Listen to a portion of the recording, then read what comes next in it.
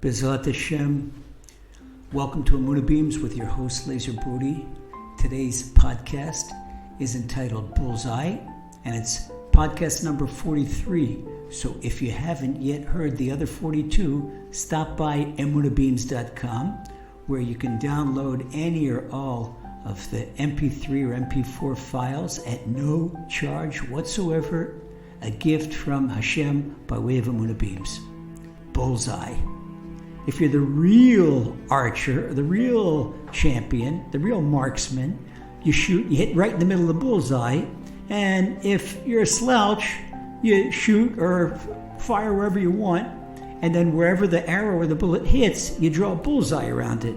Now, everybody knows that the first way is the true bullseye, and the second way, it's a fake, it's a lie. The same thing goes with truth seeking. A true truth seeker searches for the truth and does everything in his or her power to live life accordingly. What does that mean?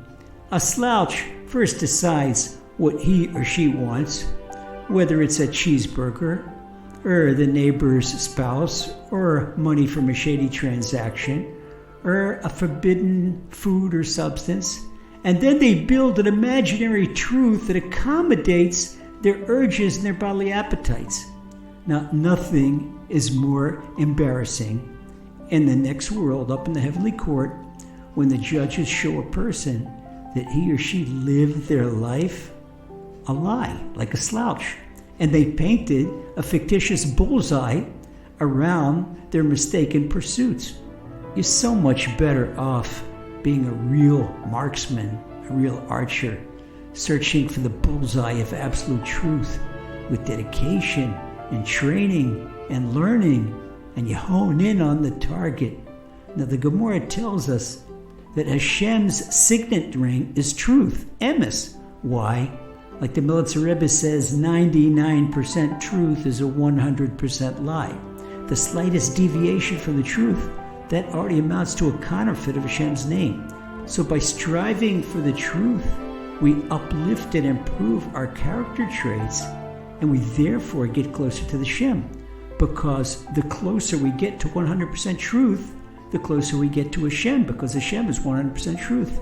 So let's each of us examine our belief systems. Do we really believe in Hashem? Come on, look in the mirror and ask yourself, do we really believe in Hashem's Torah?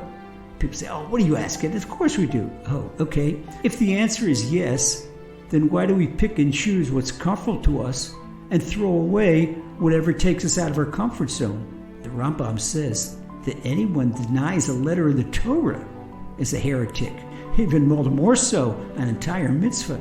So how can a person be exacting in his level of kashrus? Oh, he won't eat someone else's kashrus, and he turns his nose down at rabbis, but then he'll turn around and lie and swindle in business.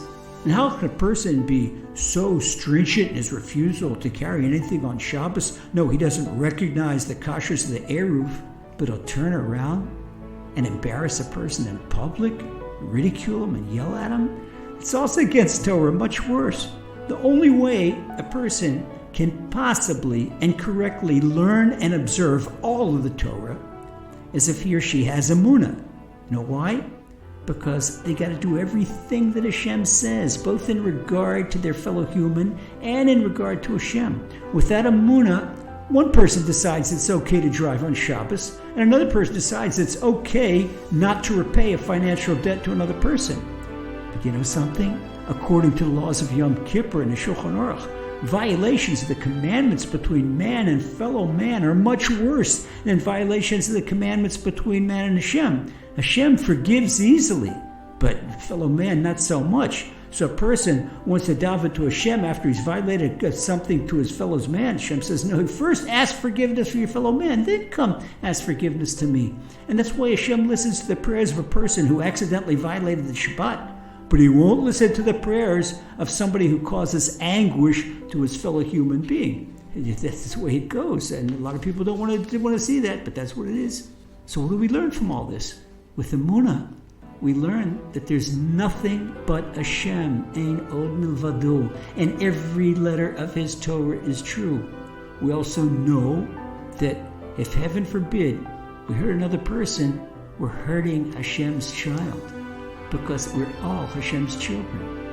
Now, people with Emunah, they don't do such a thing. They don't go around hurting fellow human beings because they're Hashem's children. And you know how painful it is when someone hurts your children.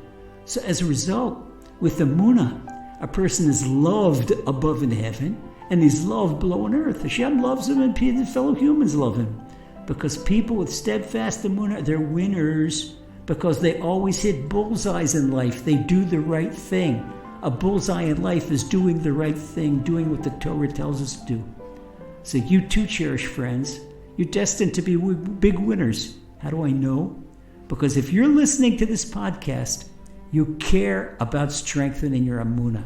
If that's what you care about, that's what you're going to succeed in doing.